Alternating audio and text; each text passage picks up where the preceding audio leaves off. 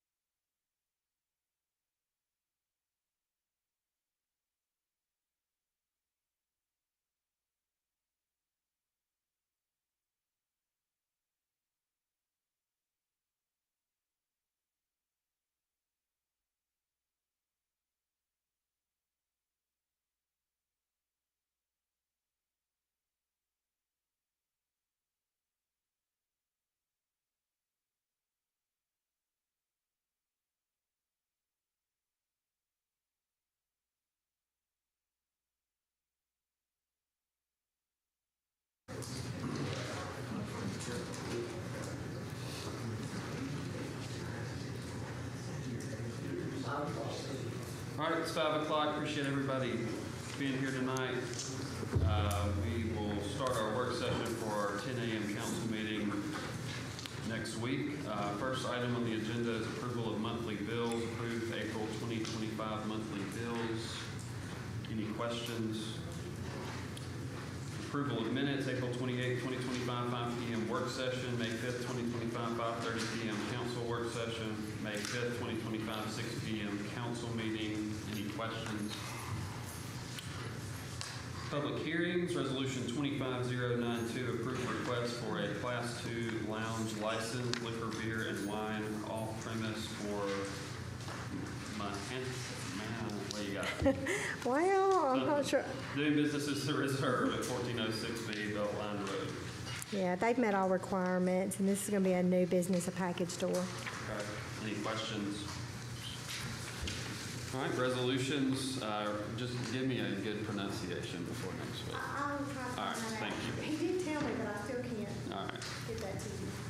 Resolution 25093, assess $33,407.60 against 425 Vine Street Northwest for cost of abatement of unsafe conditions. Yeah, we're requesting permission to assess abatement costs of unsafe building. This was the asbestos testing, asbestos abatement, and the demolition of the building. Okay, any questions? Resolution 25094, approve vacation request 55625 for 928 Sims Road. Good evening, council. How y'all doing? Good. That's great. The applicant is requesting to vacate 0.1 acres of a gas easement. The gas easement is currently unused, and a new gas easement has already been established, and DU has approved this vacation. Okay, any questions? All right, resolution 25095, award bid number 25019 for the construction of Veterans Drive water main extension. Yeah, we bid the water main extension. We had 4 responses, and this is the lowest bidder, and we just recommend to accept the award this project. All right, any questions?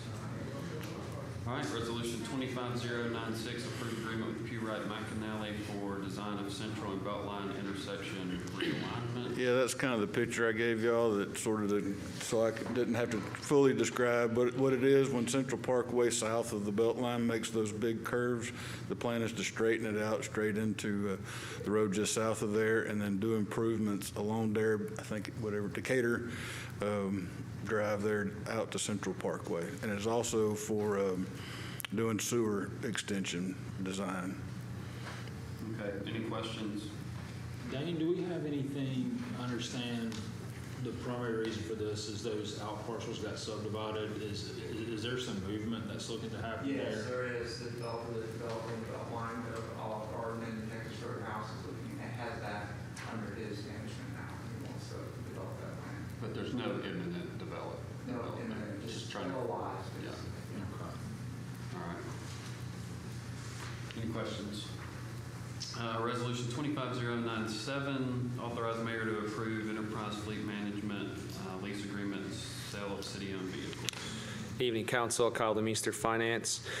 This resolution presented to you tonight is a solution for our life cycle replacement of our non-public safety vehicles we budgeted during the FY25 original budget. Grant Powell with Enterprise Fleet Management is with us tonight, and we're going to go over the details of this proposed solution that we feel will more effectively correct our outdated fleet. What will be presented to you is essentially a financing arrangement to acquire 30 vehicles and consolidate 2 of our brand new vehicles to the program. We have elected to participate in this program in what is labeled the pilot format, which will only take a portion of our total population of the fleet and enter it into this life cycle to ensure effectiveness. The program not only present 30 new vehicles to the city, but additional telematics as well. We'll be able to accumulate data that will enforce driver safety, user compliance, and vehicle performance. This data will help reduce costs and enable future decision-making as it relates to our city fleet. The process up until this point included discussion with every department head with vehicles in the pilot program, presentation to the Finance Committee, and now presentation to the entire council body for decision-making. I'll kick it over to Grant to go into more details, and feel free to ask questions as we go through the presentation. I appreciate you guys having me tonight. Just going to point at you. Is that okay? All right, I'll go ahead. Y'all should have the printout. All right. Like Kyle said, I'm Grant Powell. I work with Enterprise Fleet Management, and we partner with a lot of cities and counties, and we help them basically maximize fleet efficiency, reduce costs, and implement a plan to cycle their vehicles out based off mileage, based off year of the vehicle. What I'd like to do today is just go over an executive summary of y'all's fleet, just a little bit about the power and reach of Enterprise. We buy and sell over 1 million vehicles a year. Our footprint is worldwide. We are the largest transportation in the world, and we've been able to basically plug all these cities and counties into the resources of how we actually operate our own fleet. I've broken down y'all's fleet profile, and then I obviously have a recommendation, which Kyle just went through. Cool.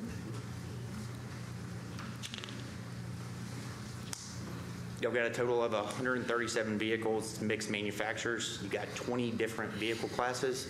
This is a big thing to note because there's a way, if you partner with us, the thing we want to do is kind of make everything a lot more cohesive, a lot more uniform. Average age of y'all's vehicles is 15 years. You have 99 vehicles that are 10 years or older.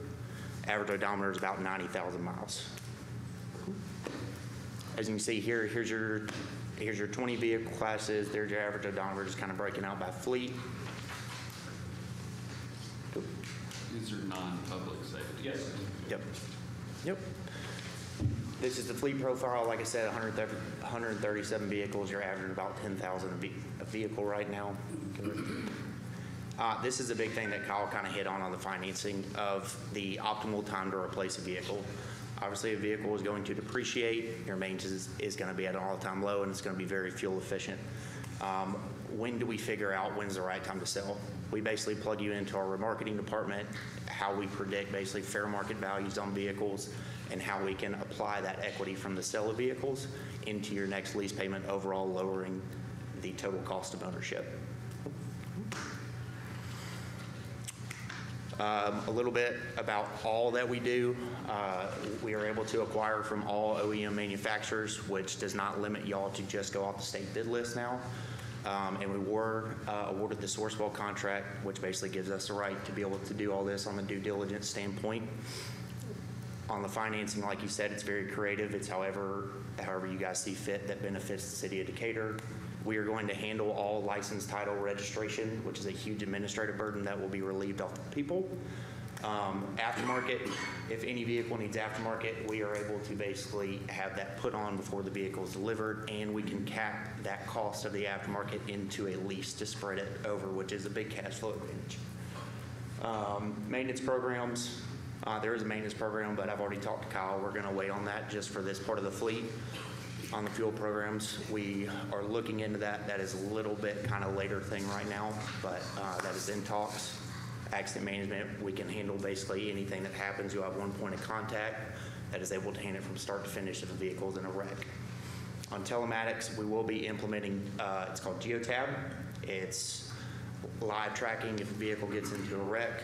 We are able to do accident recreation. It's a really good thing for driver safety, limits exposure within the city if there's any accidents on the vehicles.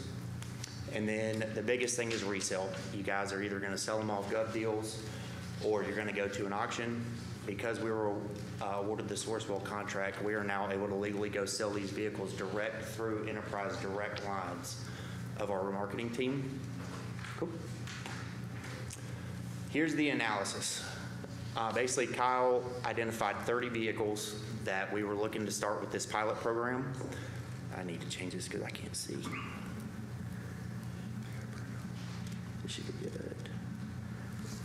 There we go. Overall, we were replacing 30 vehicles, and we had Geotab as well. In 1 year is $348,000, and that was to replace 30 vehicles, implement the Geotab. The big number I want everybody to pay attention to is that because we are running these on the right life cycle term, at the end of the 5-year term, you guys are going to get back $588,000 worth of equity that we are now able to roll into the next 30 vehicles at the end of the term. The last one, this is just stating what pretty much Kyle said. The recommendation is replace 30 vehicles. We're going to consolidate the 2 F-150s Total cash flow is $348,000. Equity at term is $588,000. Moving on from here, just continue the discussion on the remaining fleet, gather titles on the 2 transfers, and then factory order the replacements. And that is it. Yeah, it's just probably from the top. You're good, though. Oh, sorry. Any questions?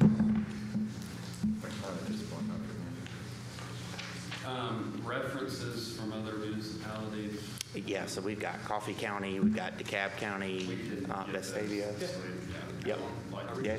Yeah, we got Pelham. Yep, we got plenty we can get you in touch with. Remind me what we budgeted this year for fleet replacement. So it's the typical 500,000. 500K. In previous years, Jeremy's kind of utilized the best that he could what's been available, and then maximizing based on similar conversations we had with department heads. We would traditionally do and then use the criteria of who kind of needs the vehicle the most, and we would go. But this you can kind of comprehensively handle all of it in one fell swoop and save what we budgeted annually by going into this program. All right, any other questions? Thank you, guys. All right, cool. Thanks, sir. Thank you. Resolution 25098, authorize the mayor to execute agreement with Morgan County Commission for election equipment rental. Yes, this is for the poll books, which they will input the data of all registered voters and then pull it out all after the election. Okay, any questions? For the August 26th and then also the first tomorrow. Okay. Any questions? All right, resolution 25099, authorize the mayor to execute agreement with Quadient for leasing of a postage machine. Yes, this is up next month, and this is in order to, this lease will give us a new machine, new scale, that has additional options. Any questions? Resolution 25100, authorize the mayor to sign agreement with Hall of Fame Course Design for constructing Flying Dragon disc golf. Yes, this is Fling. I think that was my fault because of it. But yeah, this is for, we received a grant from ADECA. No, I'm sorry, not ADECA, Mountain Rivers and Valleys for this construction. Hall of Fame Course Design is they're specialized, they're disc golf specialists, and we've talked with Legal and Jeremy, and we feel like that they're specialized enough that we couldn't find anybody in the area to do this type of work. So we're asking that y'all approve this. I think it's $114,000, which the grant's $100. The $14,000 would come out of our community development grant match budget. So it is budgeted. Any questions? All right, ordinances, first reading. Ordinance 254610, approve updating voting districts and voting center descriptions to include annexations. Yes. Would y'all consider, your meeting Wednesday, I believe, in the work session. We have a deadline to meet to get this, because it has to be done 6 months prior to the elections. So we need, if we could, or we can double vote it on the 19th or have a special meeting and just introduce it. I think let's just see if we can get a double vote. No, that works fine. And if we can't, then we'll have a special meeting after that. That works for me. Okay. I mean, it works for y'all. That's good. Any questions? This just is the districts with any changes. Yeah, all it does is incorporate annexation since the last elections. It doesn't change any. The lines were set off of the census, and we did that back in the fall of 23 off the ESRI software. The lines didn't change. This is just putting Just adding these to it, and then there's and y'all have already voted on the voting center change to the Point Mallard Grill. And that's the only city clerk. That's my understanding. Stephanie. The only other update would be it was Epic Church is now becoming church. It's still the same location, the same church. All right, any questions? All right, boards and committees, reappoint Sheila Davis to the Decatur Morgan County Port Authority, term expiring May 17th, 2030. Now, I do have a question on that. She served 4 years of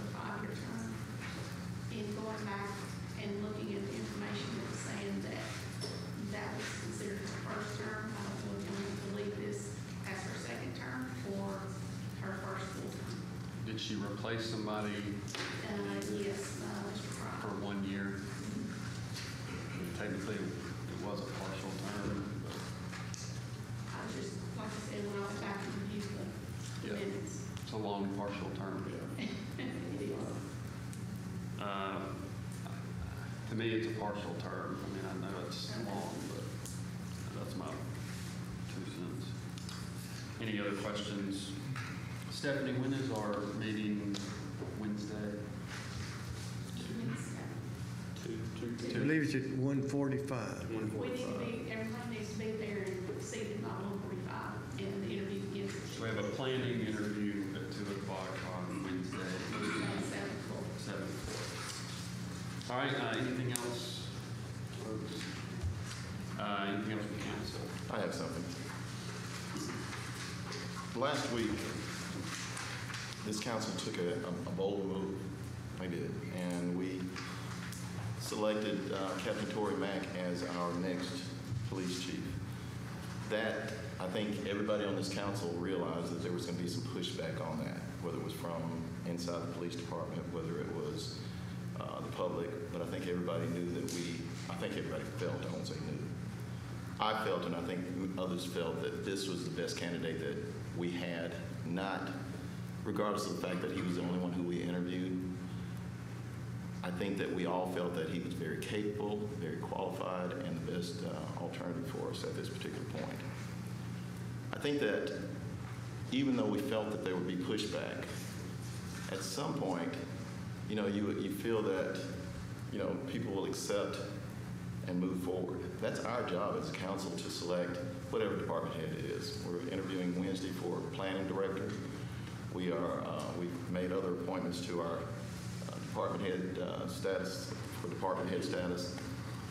Last week, I spoke with Chief Marcel Walker, the chief of Fultondale Police Department, and he shared with me that one of our administrative officers from the city of Decatur's police department called and asked him he started out by saying that he was part of our HR team, that he was a part of our hiring team, which was not the case. So he was not honest when he said these things to the chief in Fultondale. He went on and he asked for information about Captain Mack, and he wanted the bad and the good. And Captain Walker shared with me that he had worked with Chief Mack for quite some time, and that there was no bad. That he was an alpha person. He said that he was a very easy person to get along with, as long as you did what you were supposed to do. And if you don't do what you're supposed to do, then you have problems. Chief Walker also shared with me that his wife, Chief Walker's wife, had worked with Captain Mack for an extensive period of time at the training academy in Birmingham. So he put his wife on the phone with this administrative officer as well. And she started telling all of the good things about Captain Mack. And apparently, it wasn't what the administrative officer was looking for. So it was a short conversation, according to Chief Walker. Now, after I finished that conversation, that was on Thursday of last week at about 4 o'clock. After I finished that conversation, I turned and I called HR to share with them what had been shared with me. And when I spoke with HR made me aware that they had spoken with Chief Walker Wednesday, the day before I had. And when I asked, what are we going to do about this? What happens here? I was told that the day-to-day operation of our city is not the business of the council. Subtle way of saying, not my business. So I shared with that person, either, I'm going to know what's going to happen, or I'll deal with this the way that I see fit of handling it. I was told then that there would be a conversation with Chief Carlisle. There was a plan to have a conversation with Chief Carlisle. That something would go into that person's personnel file, and we would use this as a coachable moment. Now, so many red flags went up for me at that particular time. First, I spoke with Chief Walker on Thursday. This person spoke with Chief Walker on Wednesday. When do we set up the time to meet with Chief Carlisle about this? It doesn't take, we're not in horse and wagon. It doesn't take a long time to do that these days. That was one thing. But this was a very egregious act on my part. They misrepresented their role. They misrepresented their task and what role they were playing in saying that they were part of the hiring team. So I'm bothered, I'm truly bothered by the fact that we would allow this to be a coachable moment. When not long ago, we had a lieutenant in our fire department who was stripped of 2 ranks from accusations and innuendo. And this person has deliberately misrepresented themselves, and now we're going to use it as a coaching moment before we strip this person of rank of what I consider a far less egregious situation. It's my personal opinion. So I will simply say this. I don't see this as a coachable moment. I see this as a fireable moment. That's what I have. Anything else from council? All right, we're adjourned. Thank